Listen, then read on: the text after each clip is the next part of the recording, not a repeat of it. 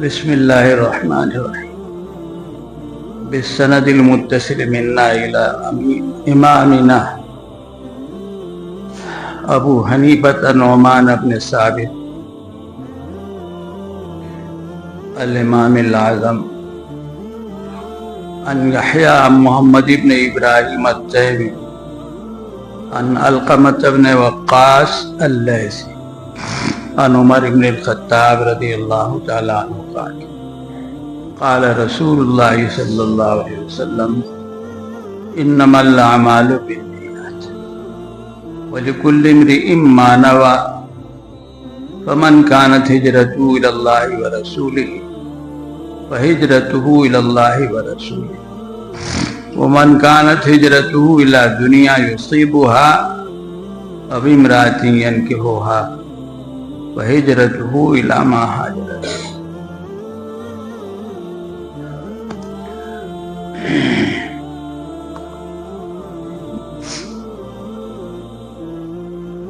کئی فن ایسے ہیں کہ جن کی ایک کتاب بھی ڈھنگ سے ہمارے اکثر مدرسوں میں نہیں ہوتی.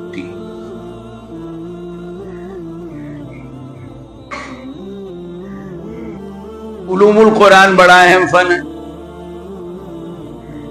تفسیر اس پر موقوف ہے صحیح طور پر، لیکن ایک کتاب الفوز الکبیر چونکہ شاہ ولی اللہ صاحب رحمۃ اللہ علیہ کی ہے، وہ نصاب میں داخل رہتی ہے، لیکن کیسے پڑھائی جاتی ہے. مصطلح الحدیث علوم الحدیث میں نخبہ عابد ابن حجر کی وہ رہتی ہے، وہی حشر اس کا، وہی الفوز الکبیر. جمعہ جمعرات ظاہر ہے کہ جمعہ اور جمعرات تو مدرسے میں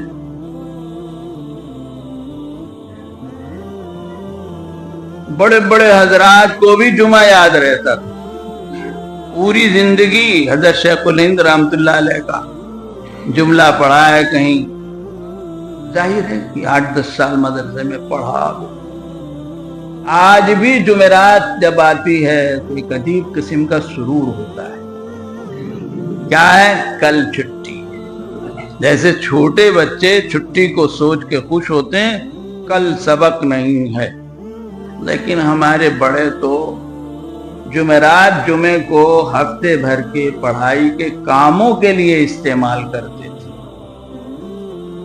جو رہ گیا جو ہے اس طرح، ظاہر ہے کہ پڑھنے ہی کے لیے ہے، وہی دھن ہے. اور ہم لوگ جمعرات کی شام سے لے کر سنیچر کی صبح تک کا وقت کھانے پینے کے نظام میں دن بدن یہ چیز بڑھتی چلی جا رہی ہے، گزار رہی ہے. چولہا بن رہا ہے، ہانڈی چڑھ رہی ہے، بھاگ دوڑ ہو رہی ہے. ہر ہفتے کتنے لوگ ہیں کہ جو جمعرات کو رات بھر جاگ کے کھاتے پکاتے. بڑوں میں یہ نہیں تھا، لیکن چھٹی تو چھٹی ہے بھائی. گھر گھر بڑے بوڑھے بھی بچوں سے پہلے بھاگ کھڑے ہوتے ہیں، اسٹیشن چلے جاتے ہیں. اب مدرسے میں نہیں رہیں گے، حالانکہ ابھی 4 گھنٹے 5 گھنٹے باقی، اسٹیشن پہ پہنچ گئے. کم سے کم انتظار کریں گے، مزہ تو آئے گا. وہ بھی ایک لطف ہے، اسٹیشن پہ گاڑی کا انتظار کر رہے ہیں، وہ بھی ایک لطف. خیر، میں بات کو سمیٹ رہا ہوں کہ اللہ کا فضل ہے، اس کا کرم ہے، جامعہ کا مزاج، حضرت کی برکت، حضرت کی کرامت کہ ہم لوگوں نے کوشش کی، مدرسے کے خادموں نے، کہ نخبہ اور الفوز الکبیر رسمی طور پر نہ ہو، اس طرح ہو کہ طلبہ کا فائدہ. اور طلبہ کے فائدے کا احساس کر کے مشکات میں اس سال میں نخبہ کے علاوہ تحسیر مصطلح الحدیث داخل 2 کتابیں ہوں گی. مقدمہ بھی رہتا ہے مشکات کا. اب پڑھانے والے پڑھائیں نہ پڑھائیں ایک الگ مسئلہ. جامعہ کے نظام میں بات یہ ہے کہ 7 سالہ جو لوگ پڑھتے ہیں وہ علوم الحدیث مصطلح الحدیث کی 2 کتابیں پڑھتے ہیں. یہ کہ بات تھی یہ بہت بڑی بات. فن ان کے سامنے آ جاتا ہے. اور خاص طور سے تحسیر مصطلح الحدیث نے تو فن کو پانی کر دیا. پانی کر دیا ہے. نخبہ تو پرانے اپنے نہج میں ہے، باقی ٹھیک ہے، ایسی بے قابو بھی نہیں. اور اس کی کوشش کی گئی کہ الفوز الکبیر اور بھی چیزیں کم و بیش کرتے کرتے بہت سارا تو بدل ہوتا ہے، ہوتا رہا، حضرت کے بعد بھی ہوا ہے. ایک اہم کام جو ہوا وہ اسی پر یہ مجلس ہے کہ ایک خواہش تھی جس کا ذکر آتا رہتا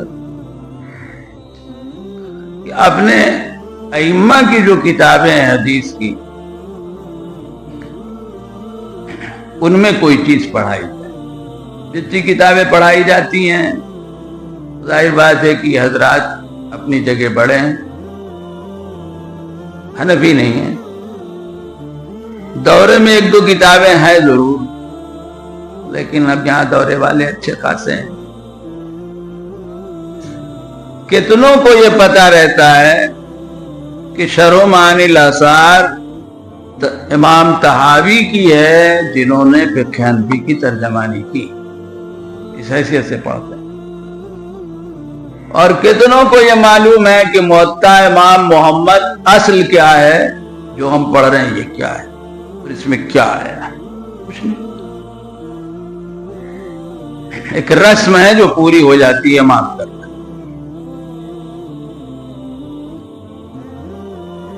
اس کے باوجود یہ ضرورت تو اپنی جگہ. ہم لوگوں نے، حنفیوں نے اپنے ائمہ کے حق میں بڑی زیادتی کی. ان کی فقہ کی کتابوں سے سر پہ نظر، امام محمد وغیرہ کی کتابیں جن پر مذہب حنفی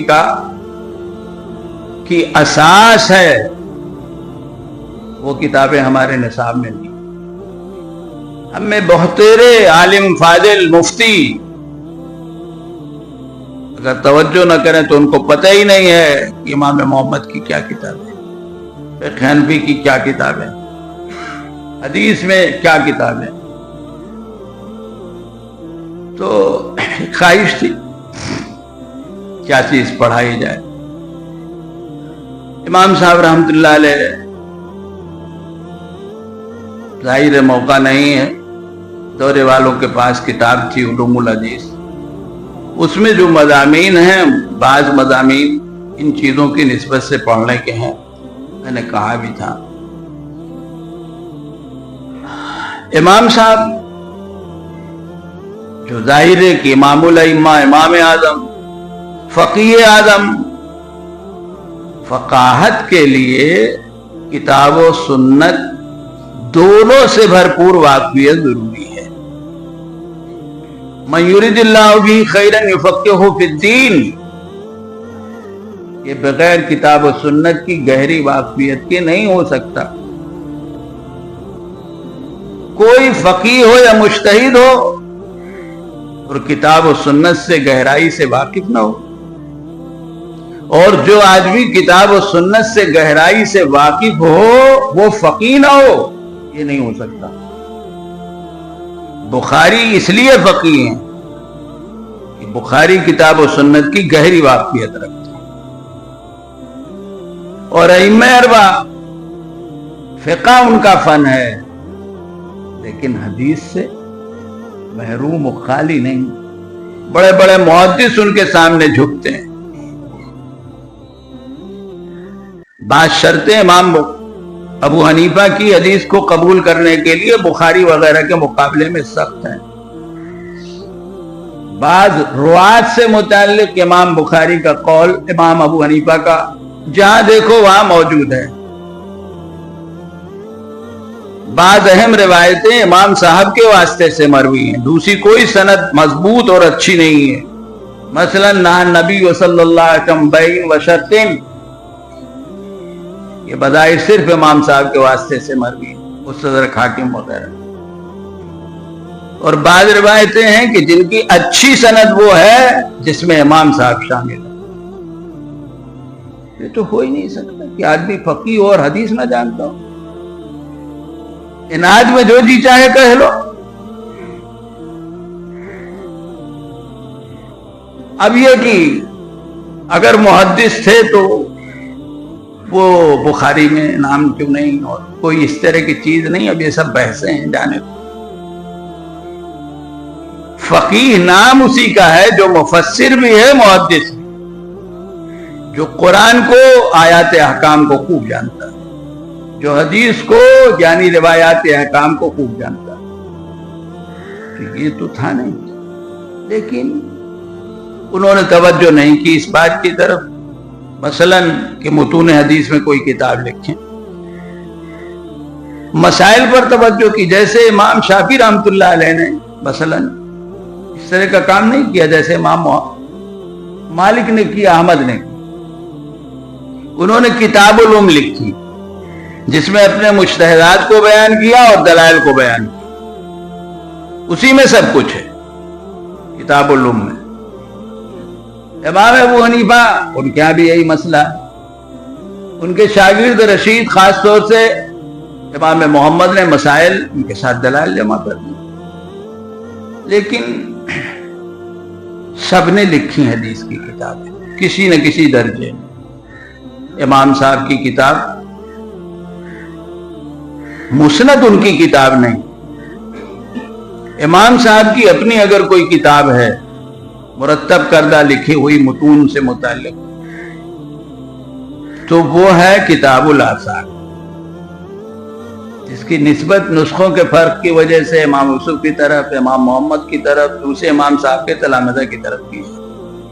मौलाना अब्दुल रशीद साहब नोमानी रहमतुल्लाह अलैह, जिन्होंने मुस्नद इमाम आजम वगैरह पर काफी काम किया है और फिक़्ह हनफी और उसकी चीजें उनका मौजूद थी, पाकिस्तान चले गए थे, वहीं इंतकाल हुआ, बड़ी कीमती किताबें लिखी।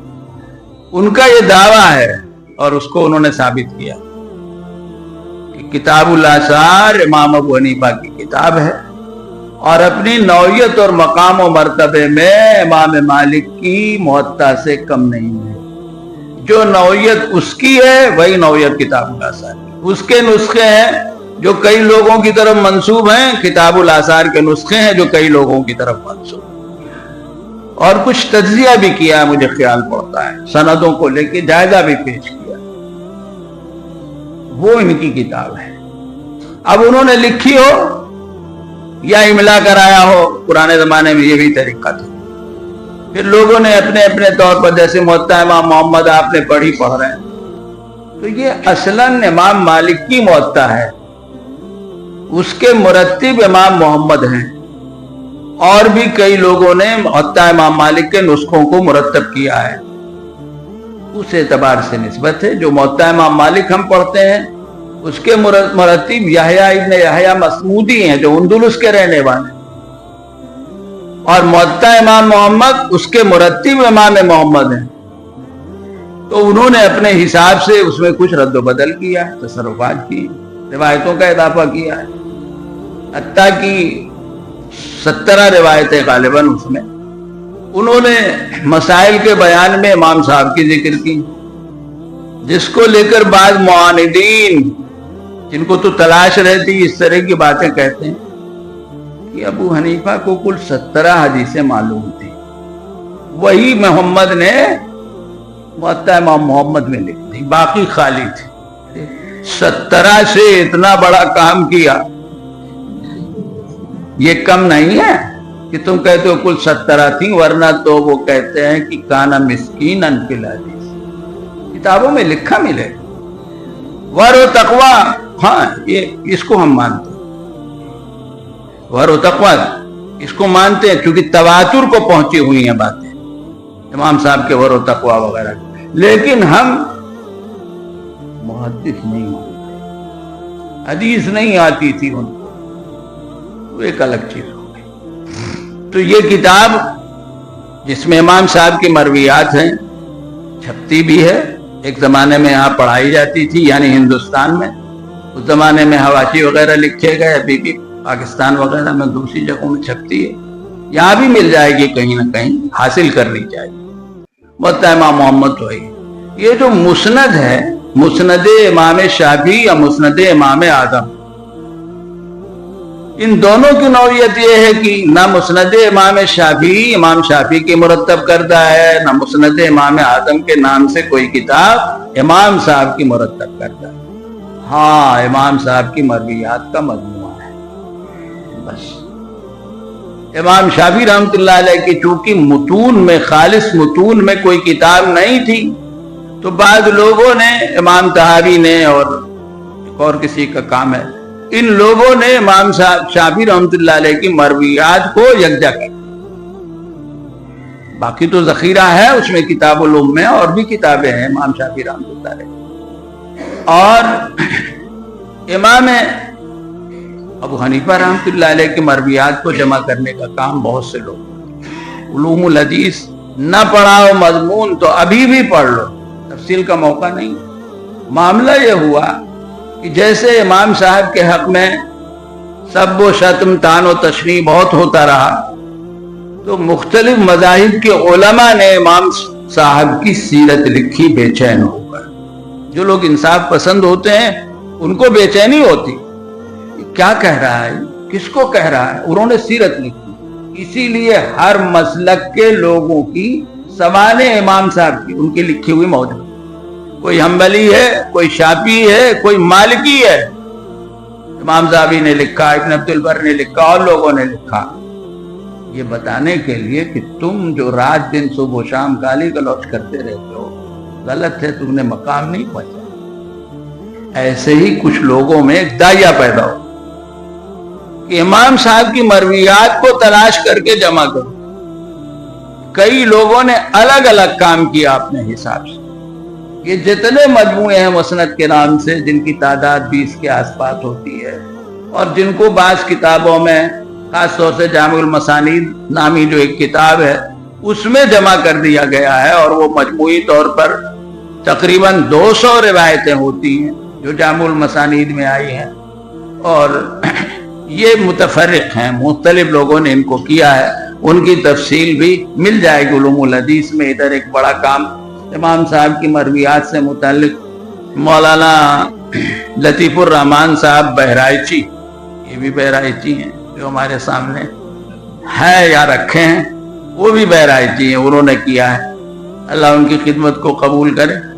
تو یہ جو مسند ہے، آپ نے پڑھا ہے کہ حدیث میں کتابوں کی ترتیب کا ایک نظام ہے، مسائل کے اعتبار سے، مضامین کے اعتبار سے، شخصیات و رواج کے اعتبار سے۔ تو جو شخصیات و رواج کے اعتبار سے کتابیں ہوتی ہیں وہ مسند اور موجم کہتے ہیں، پھر اس میں بھی تفصیلات ہیں۔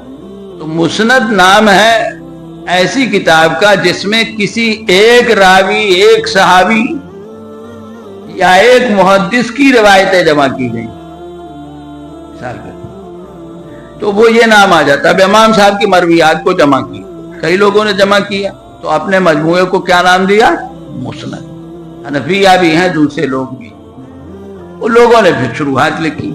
اس میں مسند کی جو ترتیب عام طور سے ہوتی ہے، لوگوں نے کام اسی طرح کیا۔ یہ مسائل کے اعتبار سے مرتب نہیں ہوتی ہے کتاب، جیسے امام مالک کی موطا ہے تو مضمون کے اعتبار سے، لیکن امام احمد کی مسند ہے تو شخصیات اور روایت کے اعتبار سے۔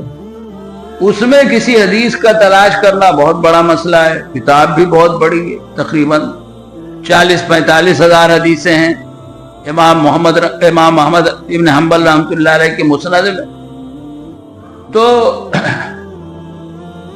آپ راوی کی بنیاد پر روایت تلاش کر سکتے ہیں، مضمون کی بنیاد پر نہیں تلاش کر سکتے۔ ایسی بہت سی کتابیں تو لوگوں نے فکر کی، محنت کی، اس کے لیے طریقے اپنائے، وہ خود ایک لمبی بحث ہے۔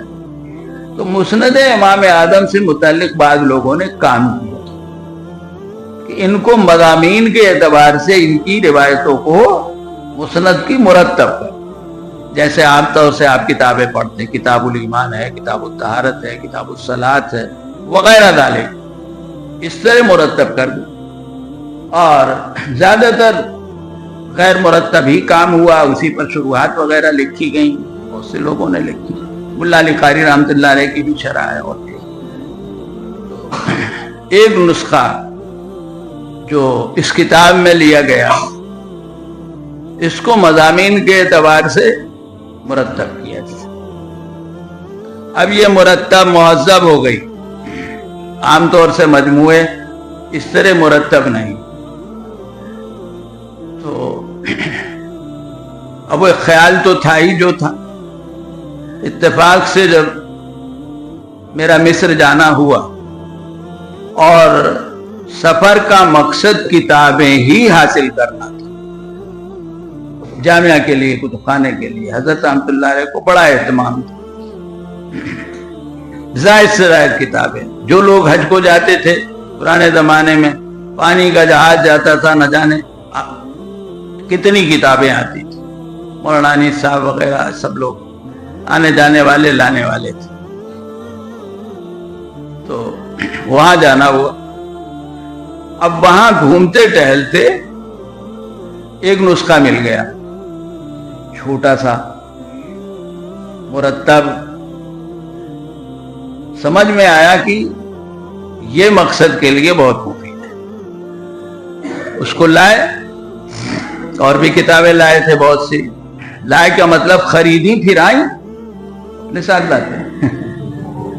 بہت کتابیں تھیں الحمدللہ، پانی کے جہاز سے آئیں بمبئی تک، پھر بمبئی سے یہاں ٹرک پر آئیں، آدھے سے زیادہ ٹرک یا اس طرح ذخیرہ تھا۔ تو سب سے پہلا کام تو یہ کیا، ایک گویا بڑی دولت اور نعمت مل گئی کہ اس کو شائع کرائیں۔ مولانا باب الدین صاحب، اللہ تعالیٰ ان کو خوب صحت دے، عافیت دے، جو یہاں استاد رہے، اور حضرت کی کتابیں جو شائع ہوئی درسیات وغیرہ کی سب تقریباً ان کی فکر سے شائع ہوئی، ان کی محنت سے شائع ہوئی۔ ان کے ساتھ میں بھی رہتا تھا کہ میرے ساتھی بھی تھے یہاں کے، اور اس کے علاوہ بھی مناسبت تھی، تو ان سے کہہ کے شائع کرایا، اور پھر وہ یہاں فروخت بھی ہوا، تقسیم بھی ہوا۔ سب سے پہلے تو جب پہلے سال دورہ، اتفاق کی بات یہ ہے کہ جس سال سفر ہوا تھا اسی سال دورے کا نظام بن گیا، بنا اس سے پہلے بھی تھا لیکن حضرت نے نہیں آگے بڑھایا۔ اور جبکہ اس مرتبہ یہ ہوا کہ حضرت شدید بیمار، بڑا سخت حملہ دل وغیرہ کا تھا، اور رمضان میں قرآن سنانا یہ سب چیزیں تھیں، لیکن کہا بھی گیا کہ حضرت اب یہ صورتحال ہے کہ نہیں، بس ٹھیک ہے، بات وہی ہے کہ اذا عزمت فتوکل علی اللہ، چنانچہ شروع ہوا، وہی سال تھا۔ تو اس سال یہ مسند امام اعظم کا یہ نسخہ دورے کے طلباء کو مسلم کے ختم ہونے پر حضرت مولانا شمس الدین صاحب باندی رحمت اللہ علیہ قاسمی، انہوں نے دیا۔ پہلے سال کا دورہ جب ختم ہوا 1409 میں شروع ہوا شوال، 1410 شعبان، اب سال ختم ہو رہا تھا، اس میں کچھ تقاضا مٹھائی کا، اس کا اس کا، تو حضرت مولانا نفیس صاحب نے تو مٹھائی کھلائی یا کچھ کھلایا، مولانا نظام صاحب نے کھلایا، ہم 5 ہی آدمی استاد تھے، اور میں نے اور مولانا شمس الدین صاحب نے یہ طے کیا کہ بلا وجہ کھانا پینا تو ایسا ہی ہے، کتاب دو طلباء کو جو کام ہے۔ تو مولانا نے اپنے حصے میں مسند امام اعظم کا نسخہ اس کے بعد کئی سال تک ایسا ہوا کہ مولانا باب الدین صاحب کسی نہ کسی طرح دورے کے طلباء کو اس کا نسخہ فراہم کرتے. اس وقت تک نصاب میں داخل نہیں. پھر چونکہ ذہن میں تھا، ایک ضرورت تھی، مشورہ ہوا، اور پھر اللہ کے فضل سے ایک دیرینہ خواہش اور ایک بڑی ضرورت کہ ہمارے طلباء، ہمارے مولوی، ان کو بھی پتا ہو کہ ابو حنیفہ کی بھی کوئی کتاب ہے. ہمارے فضلاء کہہ سکیں کہ ہاں ہم نے بھی ابو حنیفہ کی کوئی کتاب پڑھی ہے، کچھ روایتیں. یہ جذبہ ہے اس کے پیچھے، ورنہ تو کچھ بھی پتہ نہیں. لوگ جو ہیں وہ ہمارے امام کو جب جاہل سمجھتے ہیں تو ہم تو بہت دور ہیں. جب ان کو حدیث نہیں آتی تھی وہ تو مسکین ہی تھے، تم تو مسکین بھی نہیں ہو، اس سے بھی نیچے کا درجہ سمجھو. بعض لوگوں نے کہا نا مسکین اور فقیر، ایسے ہی کچھ سمجھ لو تو پتہ تو چلے کچھ، ورنہ کچھ نہیں. مفتی ہیں، بڑے عالم ہیں، حنفی، مسائل بیان کرتے ہیں، لیکن یہ سب پتہ نہیں، چونکہ دلچسپی نہیں. تو بہرحال وہ چیز تھی تو اللہ تعالیٰ نے موقع دیا، نصاب میں ایک چیز شامل ہوئی اور پھر پڑھائی جانے لگی. جیسے نخبہ کی گنجائش نکلی، جیسے الفوظ الکبیر کی گنجائش نکلی، ویسے ہی یہ 12 گھنٹیوں نے اور 30 منٹ کی گھنٹی نے ہماری مدد کی، اور ہمارے لیے ہو گیا کہ بھائی چلو یہ کتاب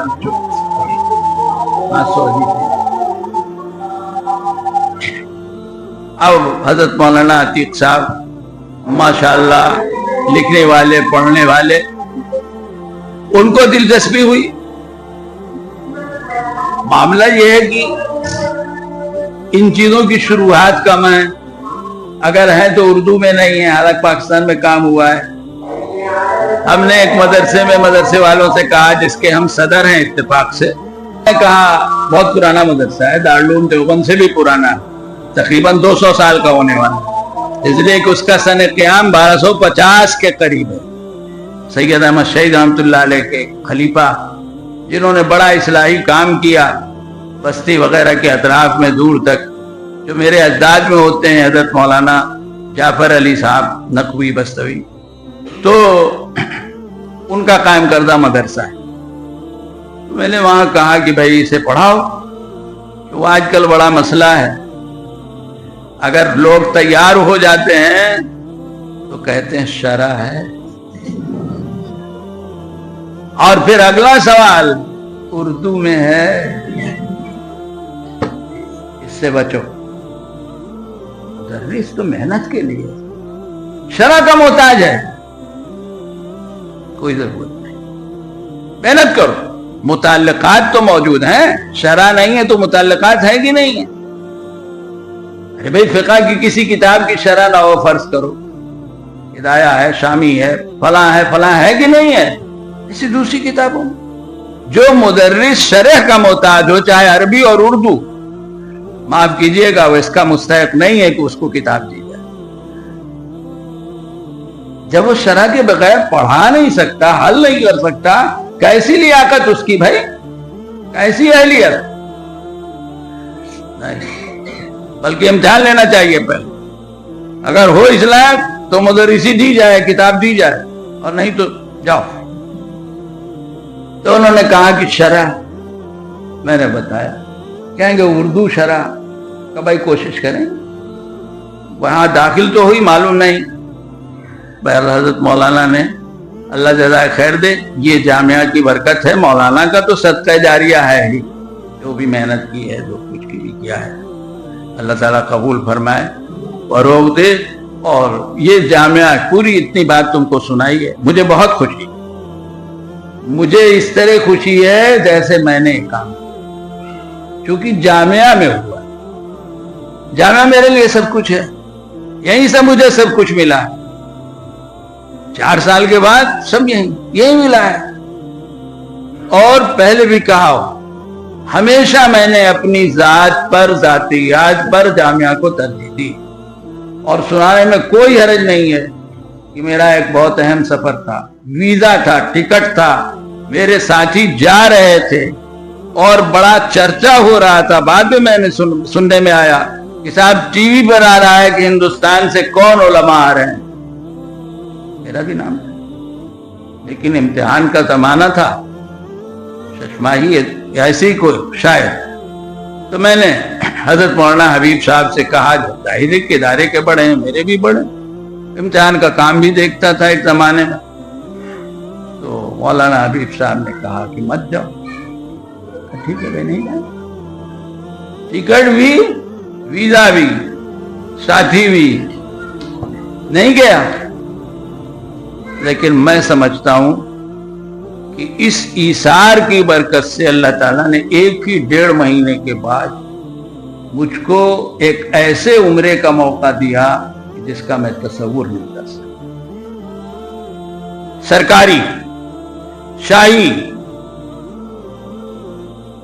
پروگرام تھا، اس میں دعوت آئی، جو سب سے اچھا ہوٹل حرم کے سامنے، وہاں ٹھہرنے کا موقع.